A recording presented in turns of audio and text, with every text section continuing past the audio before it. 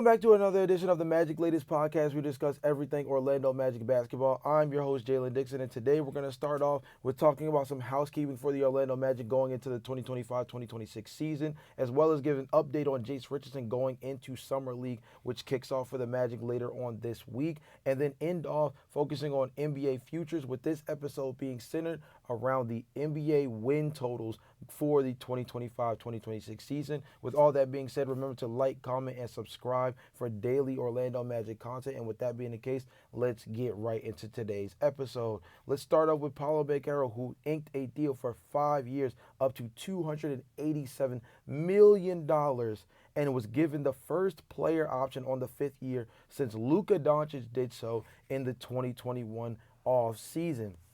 This is big for the Orlando Magic.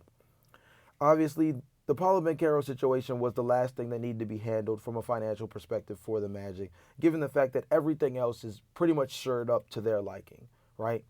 You bring in Desmond Bane, signed long term, already on a relatively significant contract, but one that puts him on the books for the next 3 to 4 seasons. Franz Wagner, already signed long term. Jalen Suggs, already signed long term. So when you look at the foursome that is Paulo Bencarrro, Franz Wagner, Jalen Suggs, Desmond Bane, locking up Paulo Bencarrro was really the only other thing that needed to be done.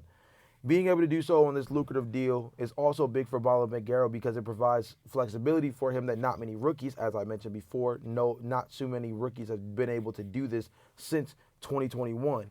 Paulo Bencarrro is given a certain level of flexibility in that 5th year that really provides a certain level of comfort for him as well, where it almost becomes not player friendly necessarily, because at the end of the day, this is very favorable for the Orlando Magic, but puts both parties at ease, understanding that he has long-term guaranteed money, but also gives him the chance to re-up sooner in terms of being able to sign once again a long-term 4 seasons from now in terms of doing yet another contract extension. So with that being the case, this is one of those things that I feel like simply puts the icing on the cake, or puts the cherry on top of the cake at this point, in terms of the Orlando Magic doing everything they needed to do this offseason. We talked about last episode, did the Orlando Magic do everything they could to improve themselves this offseason? Although the Paulo Bencarrro extension does not necessarily improve the roster, it does solidify the future of this roster in a way that builds upon the decision they first made to go all in by trading for Desmond Bane. Paulo Bencarrro obviously is a big-time superstar for the Orlando Magic, one of the most notable postseason performers outside of, I believe, Tracy McGrady, Penny Hardaway, and Shaquille O'Neal. I believe he has the 5th highest averages points-wise in the postseason, behind multiple Tracy McGrady performances and Penny Hardaway as well. This is a guy that's been extremely productive for the Orlando Magic over the last handful of seasons in their pursuit of being a more well-rounded team. And despite getting kicked out of the first round the last 2 seasons, you definitely would not point to Paulo Bencarrro as the reason for that, as the guy who's probably been the most productive player on the roster through both series that they have played. Moving on to, again, another bit of housekeeping.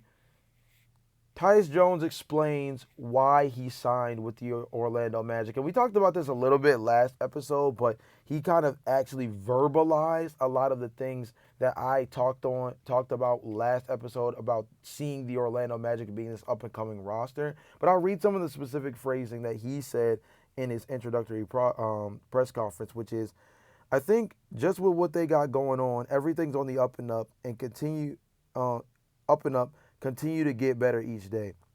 I think playing against them year in and year out, you see the camaraderie the team has, to see their togetherness they have. See how Coach Jamal Mosley coaches them and how they play hard for him. You want to be a part of those type situations, and so I'm excited to be here.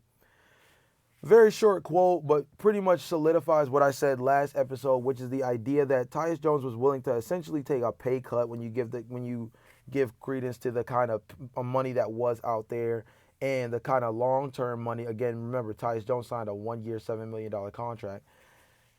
the kind of opportunity that could have been out there, especially on the point guard market, remembering that players like Chris Paul are still on the market, Russell Westbrook are still in the market.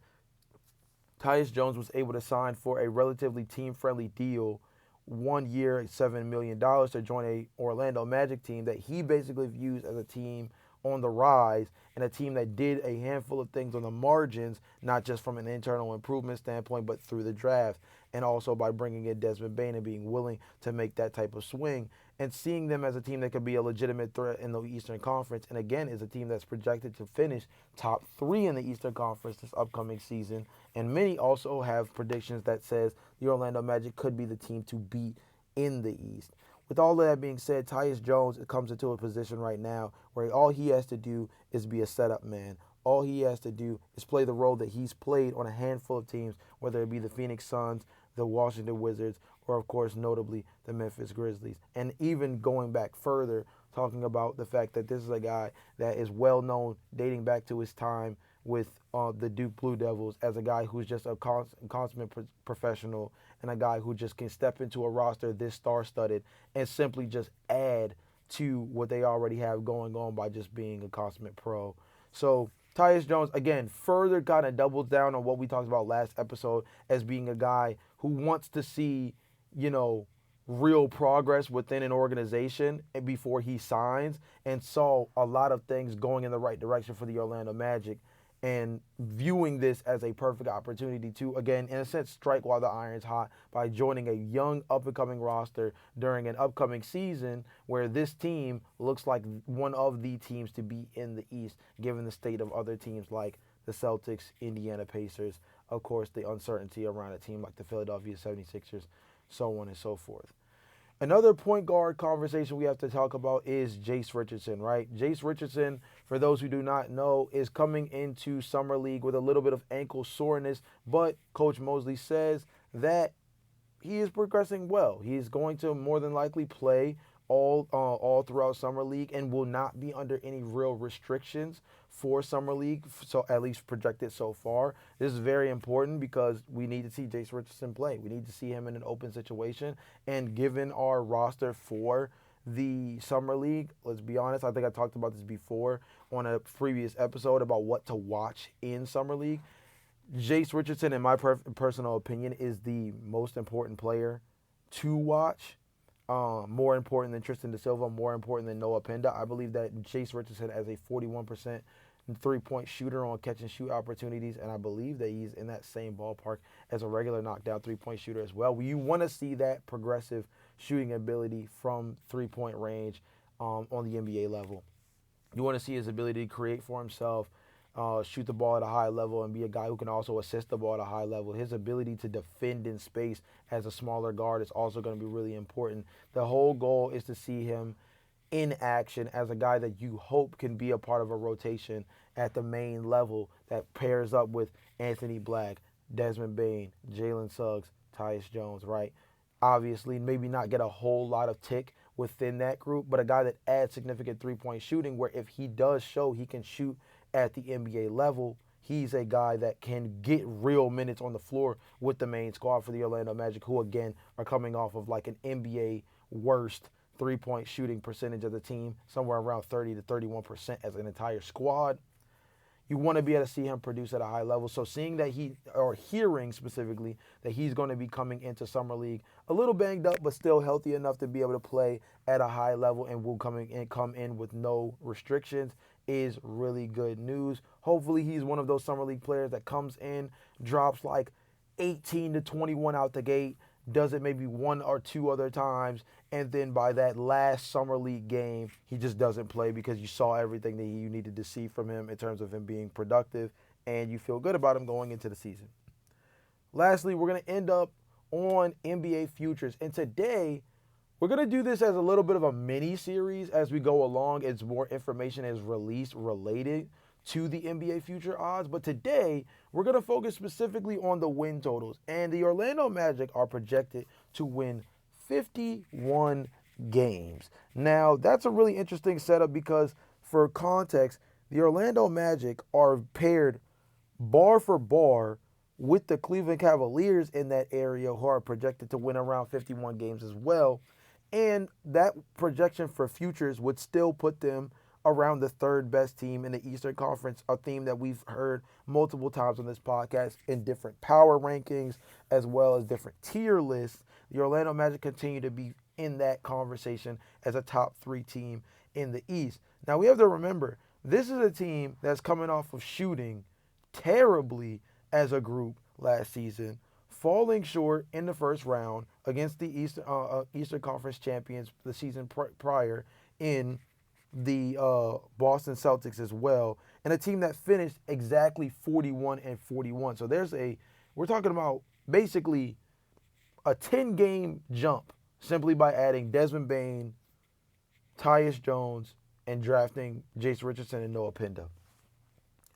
And the question is, do you go over under on that 51 to 51.5 projection? As a regular season team, I think that you would project safely under at about a 50-win team, but I would not be surprised if this team won 52 to 53 games. Like, I would not be surprised. I would put my money 60% to 70% of me would bet my money on an over with the projecting that this team wins 52 to 53 games this upcoming season. Their 3-point shot is being upped simply by bringing in significant 3-point shooting talent and being healthier, right? This team won 41 games while missing significant time from Jalen Suggs, Franz Wagner, and Paulo Bencarrro throughout the start and the middle portion of the NBA season. So 10 added wins when you factor in health, the state of the Eastern Conference, and the improvement of this team on the margins, especially in their most notable area, seems very likely that this team could add at minimum another 11 wins to hit the over on this futures odds.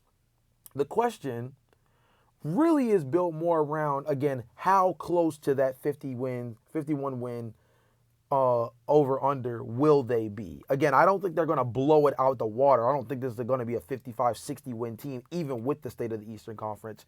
But I do believe that they can be a 52 to 53 win team. If it were up to me, if I were putting money on it, right, I would put my money on the over for 51.5 wins. I'm interested to hear what you guys have to say in the comment section. Let me know down below.